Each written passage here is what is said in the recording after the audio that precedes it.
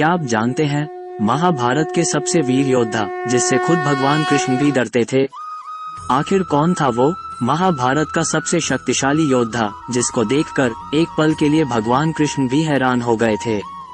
Video में आगे बढ़ने से पहले चैनल को सब्सक्राइब अवश्य करें। महाभारत का युद्ध जिसमें अनेकानेक योद्धाओं ने भाग लिया, सभी भगवान श्री कृष्ण से कम ही थे, लेकिन एक ऐसा योद्धा था जिससे खुद भगवान कृष्ण भी डरते थे। क्या वो सूर्यपुत्र दानवीर कर्ण थे? नहीं। क्या वो गांडीवधारी अर्जुन थे? नहीं। क्या वो वायुपुत्र भीम थे? नहीं। क्या वो इच्छा मृत्यु का वरदान पाने वाले भीष्म पितामह थे? बिल्कुल नहीं। तो आखिर कौन था वो योद्धा जिससे भगवान श्री कृष्ण भी डरते थे? दरअसल वो कोई और नहीं, महाभारत को महज 3 बाणों में ही समाप्त करने का सामर्थ्य रखने वाला भीम पुत्र घटोत्कच और अहिलावती यानी नागकन्या का पुत्र बर्बरीक था। अब आप कहेंगे कि बर्बरीक क्या सचमुच इतना शक्तिशाली था कि भगवान श्री कृष्ण भी उससे डरते थे?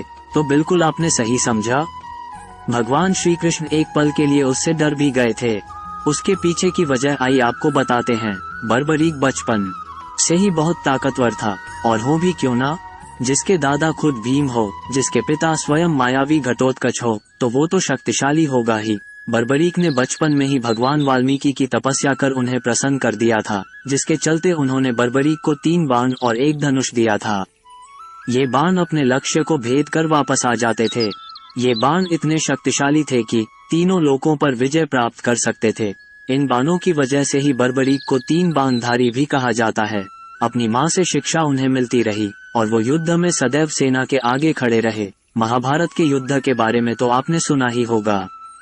जब महाभारत का युद्ध छिड़ा तब बर्बरीक ने भी अपनी माता अहिलावती से आज्ञा ली। फिर क्या, वीर बर्बरीक घोड़े पर सवार होकर निकल पड़े। भगवान श्री कृष्ण ने अपनी दिव्य दृष्टि से ये देख लिया कि स्वयं 3 बाणधारी घटोत्कच पुत्र बर्बरीक आ रहा है। उन्होंने फौरन ही एक ब्राह्मण का वेश धर लिया और वीर बर्बरीक के सामने प्रस्तुत हो गए। बर्बरीक को सामने देखकर अचानक ही वो हंसने लगे। बर्बरीक ने जब हंसने का कारण पूछा तब भगवान श्री कृष्ण ने कहा, हे बालक, सिर्फ 3 ही बाण? तुम इन 3 ही बाणों से युद्ध लड़ोगे? इस पर बर्बरीक ने उत्तर दिया, पूरे युद्ध की समाप्ति के लिए तो महज 1 ही बाण काफी है। यदि तीनों बाण चला दिए तो तीनों लोकों में त्राही त्राही मच जाएगी। भगवान श्री कृष्ण ने एकदम से कहा, अच्छा, यदि ऐसा है तो जिस पीपल के पेड़ के नीचे हम खड़े हैं, इनकी सभी पत्तियों को 1 ही बाण से भेद कर दिखाओ। इतना ही कहना था कि बर्बरीक ने पत्तियों का ध्यान कर बाण चला दिया। बाण क्षण भर में ही सभी पत्तों को भेद कर भगवान श्री कृष्ण के चरणों के पास मंडराने लगा। ये देखकर भगवान श्री कृष्ण भी एक पल के लिए चौंक गए कि आखिर ये तीर मेरे पैरों में क्यों मंडरा रहा है। दरअसल भगवान श्री कृष्ण ने पीपल का एक पत्ता चुपके से अपने पैरों के तलवों के नीचे दबा लिया था। इस पर बर्बरीक ने अनुरोध किया, अब अपने पैर वहां से हटा लीजिए, अन्यथा आपको क्षति पहुंच सकती है, क्योंकि मैंने अपने बाणों से पत्तों को भेदने की आज्ञा दी है, ना कि किसी के पैर को।